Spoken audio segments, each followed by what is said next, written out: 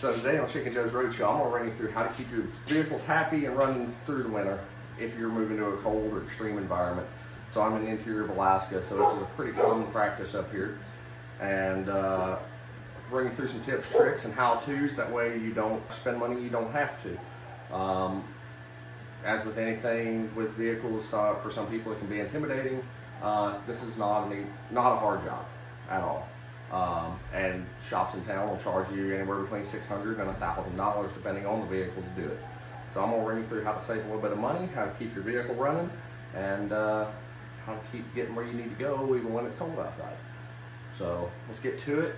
So today we're going to be working on Chinook, my 2015 Ram 3500. It's Cummins diesel, and I bought it out of Anchorage, so she's not winterized. She has a block heater and that's it. So block heater is essential, right? But you also need some extra things. So this is a pan heater, and you can get these on Amazon for about $25 for a pair of them. So you need two, right? So you need one on your oil pan, on your engine oil, and one on your transmission pan if you have an automatic transmission. So what that does is keeps your oil from getting thick where your oil pump can't pick it up, and you're not dry starting your engine when it's cold outside. It's already putting a lot of stress on. That just adds a lot more. And a common problem with these trucks is they tend to spin rod bearings. When you cold start them, they'll sit out there and idle, and then they'll start knocking. So that's not what you want. That's never what you want. That's a bad thing. So right now we're going to show you how to prevent that, and this goes for any vehicle, not just a Cummins diesel, not just a Ram truck, but this is a good baseline for anything that you're driving in an extreme environment. Now ideally you park inside. We have the garage here, but I can only fit one vehicle. It's more my wife's Jeep parked, so my trucks stay outside. They get plugged in at night. So let's run through how to take care of that, how to handle it on your own, and some tips and tricks on how to keep everything nice and happy. Let's get going. So here's what you're gonna need. So you're gonna want a nice light so you can see everything you're doing. Good infrared thermometer. These are pretty cheap on Amazon. You can get them for about 15, 20 bucks. Pair of side cutters. A few good cable ties to tie everything up. You don't want anything flopping, getting loose. You might need some RTV. I would go with high temp. A few different brands you can get at any parts house, hardware store. Same with your emery cloth. We'll make sure your pans are all good and cleaned up. And then here's your pan heaters. When you stick those on, that's what keeps your oil warm. And for now, that should be about all we need. So your first step, you want to check your coolant. So it's generally not something you check on normal maintenance, operator maintenance, but what you want to do, get you one of these little tools right here. So, or you can use a refractometer, which are a little harder to find, a little bit more specialty, and a little bit more expensive. You can get these at your parts house for about $10 or less.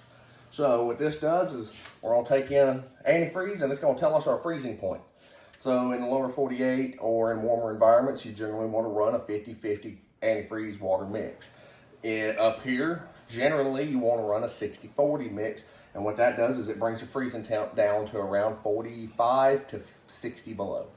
So that keeps things from freezing up. When things freeze up, then you end up with cracked blocks, cracked heads, blown lines, so on. It's just a bad time all the way around, and right now we're going to show you how to avoid that. Whether you're going to take your radiator cap off. Now sometimes you have a closed system like this where your reservoir is back here somewhere or off to the side, but a lot of vehicles have your radiator cap right on top of the radiator. So what you're going to do is you're going to mash that just like a turkey baster or whatever. You're going to stick it down in there, and you're going to take in a decent bit of antifreeze.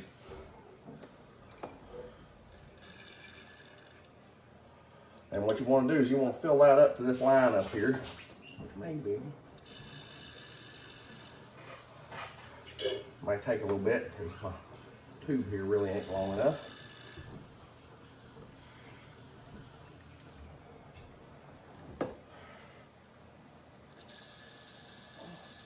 There we go. We want to fill that up right there.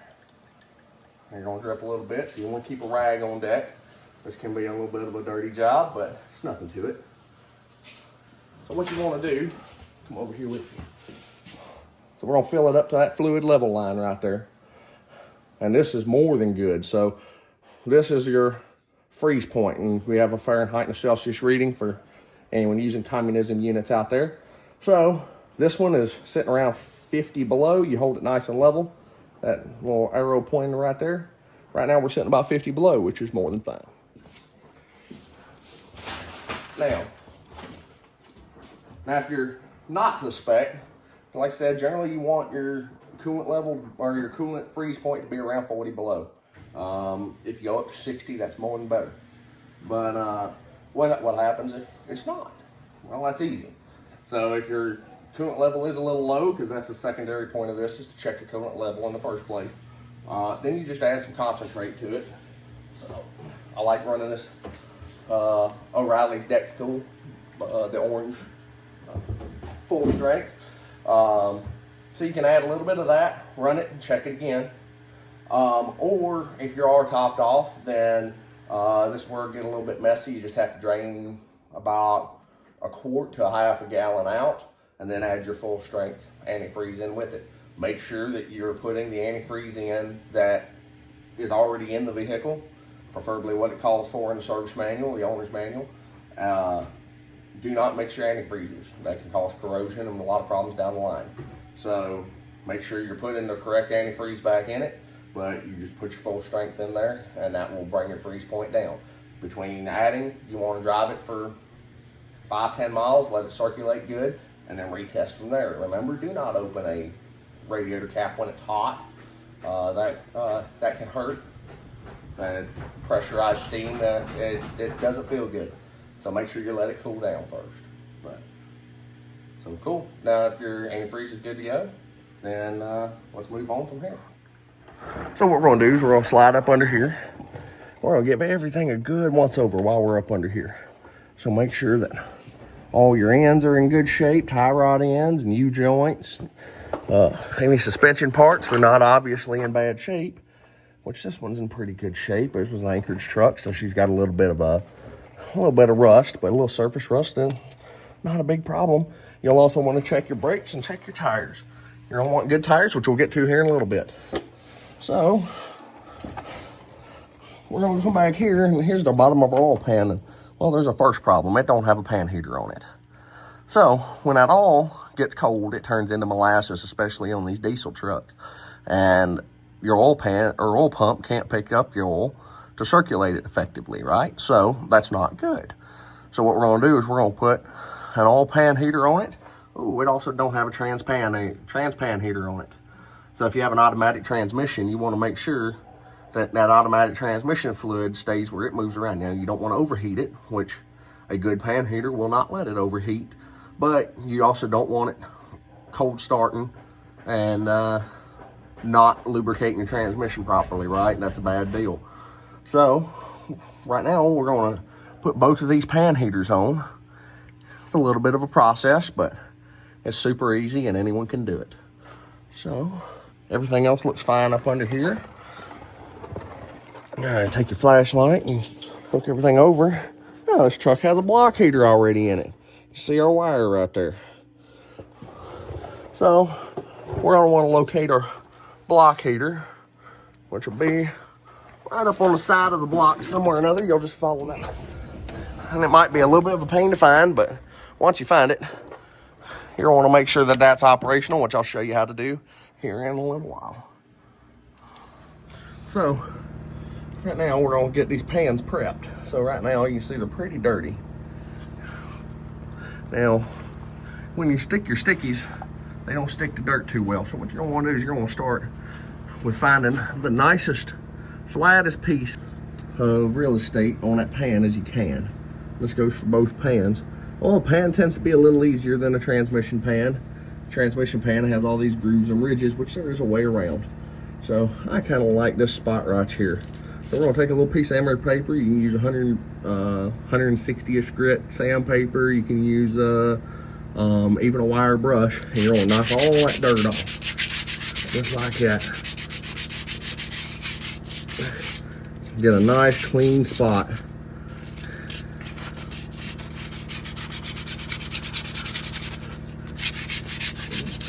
pan heater set.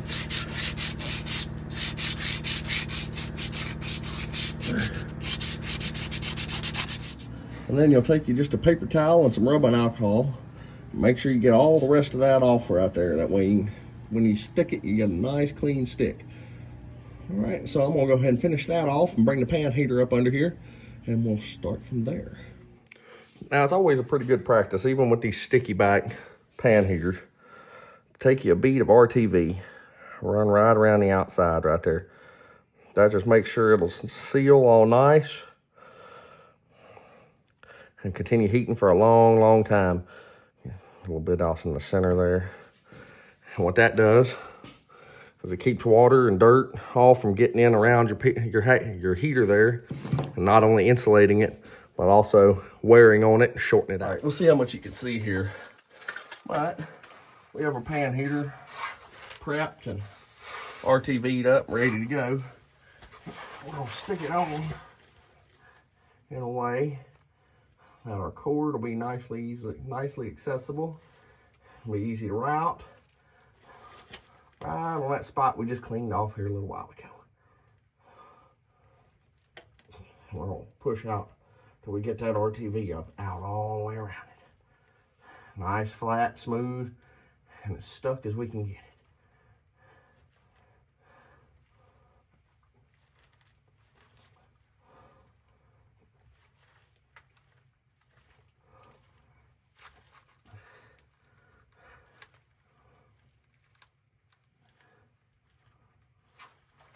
Take our rag, go around the edges. Make sure that's all sealed in all the way around there.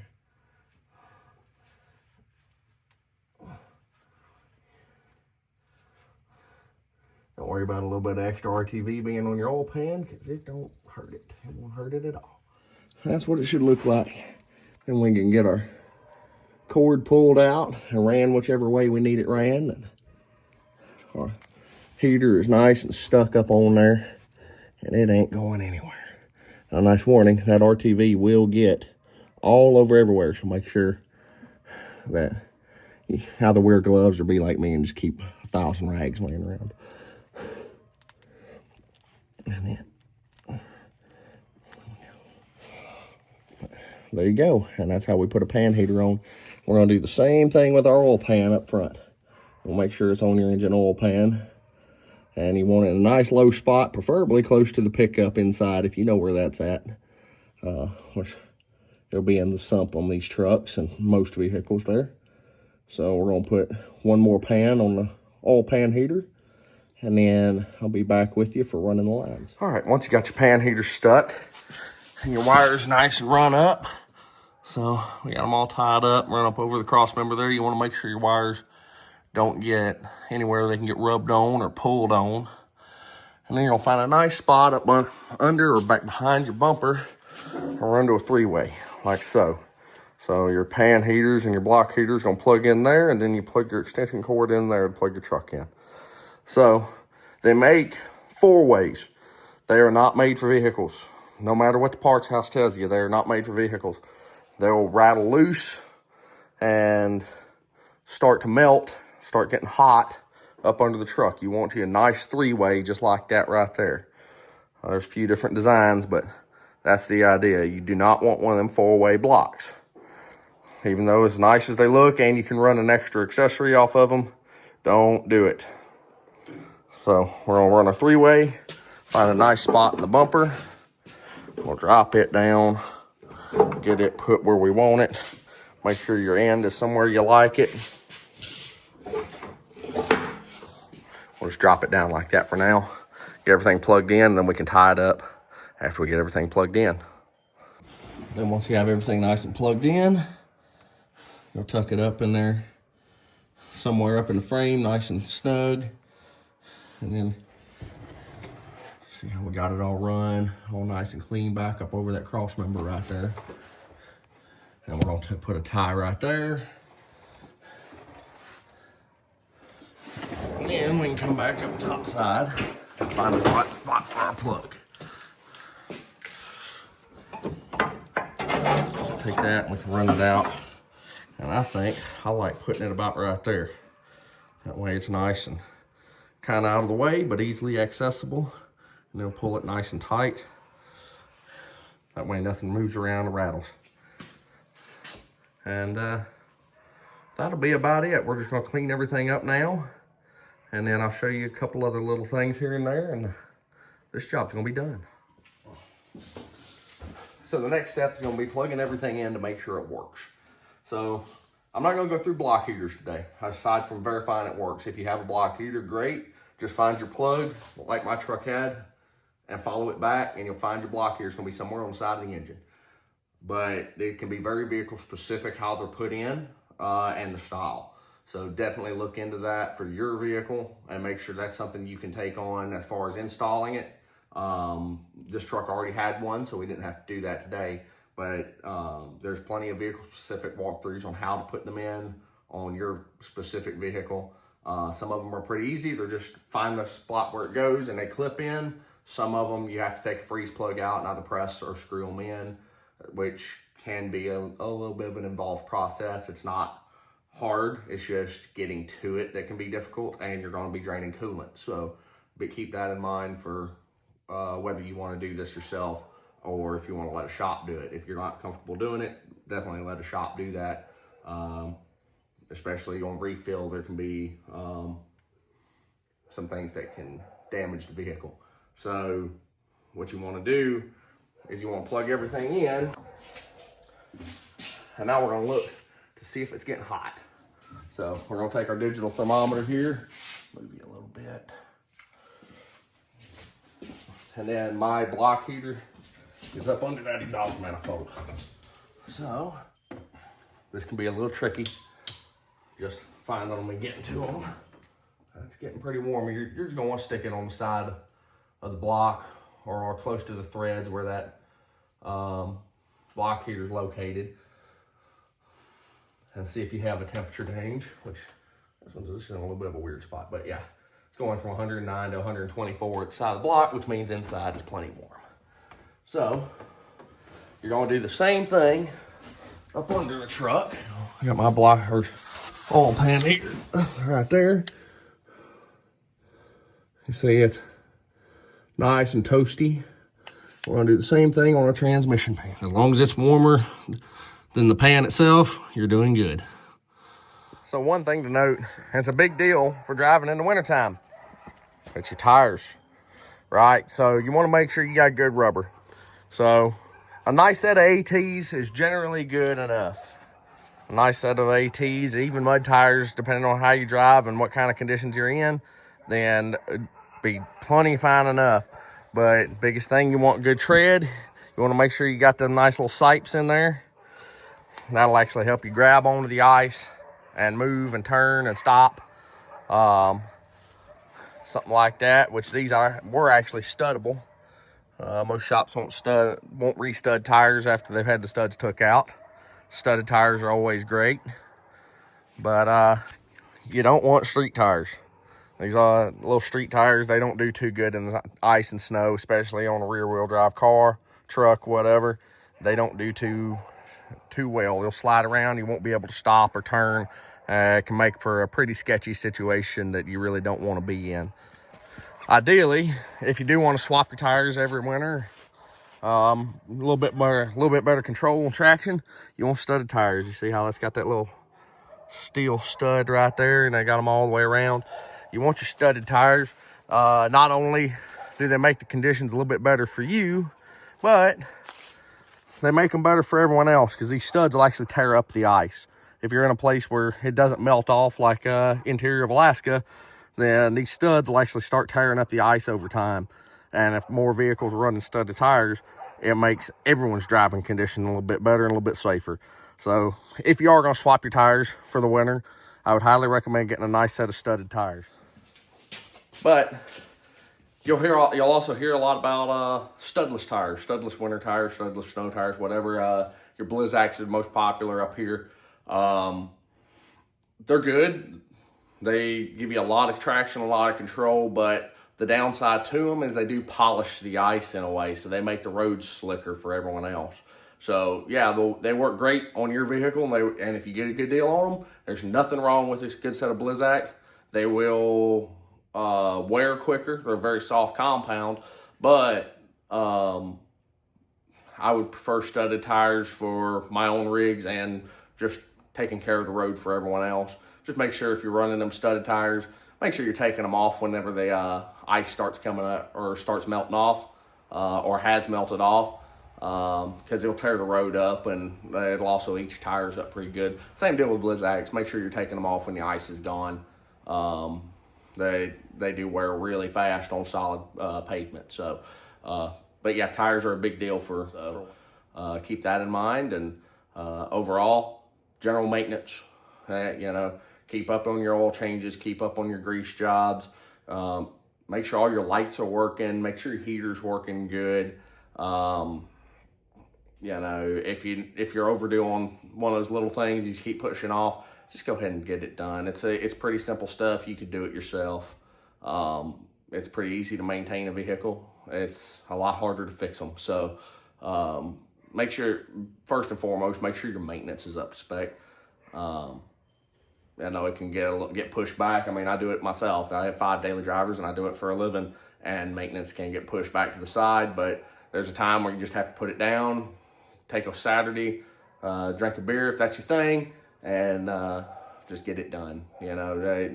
Make sure all your maintenance is taken care of, and it helps you catch problems before they turn into problems. So that's really all I got for winterization. If I'm missing anything, we'll go from there. So hopefully you learned something. And the pan heaters can be a little bit of a pain. If you don't have a perfectly flat surface, they can be a pain. That's why I end up getting so dirty. They fighting with them to get them. And if the sticky doesn't hold them, that comes on the pan heater doesn't hold them, you have to RTV them, and then you have to physically hold it for a few minutes until it sets. So that it can be a little bit tedious, but overall it's not a bad job.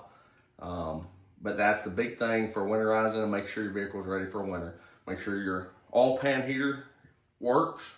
Make sure your transmission pan heater works, and make sure your block heater works. Now, you'll hear, oh, well, you need a battery heater, you need a trickle charger. Not really. If you have a good, strong battery, a strong battery does not freeze. A charged battery does not freeze. Now, if you let your battery die or get low, then yes, it will freeze. Hey bud, what's going on, pup? It will freeze. But as long as you have a strong battery, it will not freeze. It don't matter how cold it is. So if you do have a weak battery, then you can put a trickle charger on, and then rather than getting one in 4-way blocks, you can tie your 2 pan heaters together on the same plug, which we can get into later if you want to see that. But big recommendation is keep a good battery, good hot battery on the car, and you won't have any issues out of it. Never put a battery heater on. So basically take one of them heat pads and you put it under your battery. You never do that. Like I said, a charged battery will never freeze.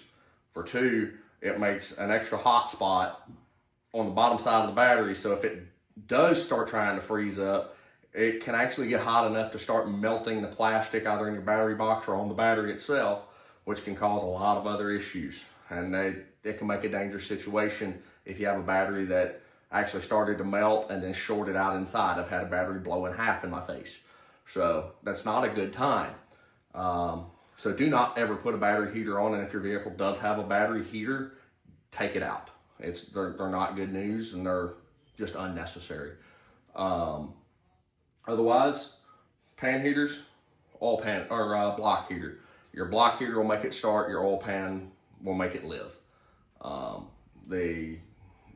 That oil getting thick when it's cold, it causes a lot of issues with your engine, with your transmission that are easily preventable and can cost you a lot of money down the road. So at the end of the day, hope you learned something. Hope this saved you some money, and hope this is prepping you to go to your next wherever you're going. If you have anything else you'd like to see, let me know. Other than that, we're gonna get out of here, go take the truck out for a shakedown, and see y'all on the next trip.